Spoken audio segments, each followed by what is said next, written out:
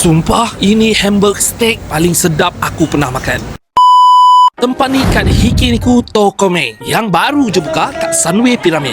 Vibe dengan tempat duduk dia yang cozy ni rasa macam tengah makan kat Jepun. Nak order mudah je, korang boleh order melalui mesin ni. Kat sini menu dia ada satu je, korang akan dapat set 3 ketul hamburger steak A5 Wagyu yang fresh baru lepas di grill. Sekali dengan nasi and miso soup, nasi free flow. Macam aku ada add-on kimchi and beef potato salad. Okey, untuk set pertama ni korang kena rasa original dulu. Tak payah letak apa-apa. Apa aku boleh cakap, suapan pertama tu dah sedap gila weh. Daging dia ada rasa smooth kat luar, tapi kat dalam tu juicy and lembut gila. Makan dengan nasi panas-panas memang ngam teruk. Daging yang kedua pula, korang boleh layan dengan macam-macam jenis sos. Aku paling suka oil marinated green chili ni, sebab aku suka pedas-pedas sikit. Serius layan. Last kali, daging yang ketiga ni. Yang ni korang wajib makan dengan telur kuning yang creamy gila tu. Bila makan, rasa daging tu lagi berlemak and memang cair weh dalam mulut. Overall, apa aku boleh cakap, sedap and memang kenyang. And confirm, aku akan repeat balik. So, korang pastikan nak datang sini beratur awal-awal. Okay, percayalah cakap aku. So guys, share video ni kat geng makan korang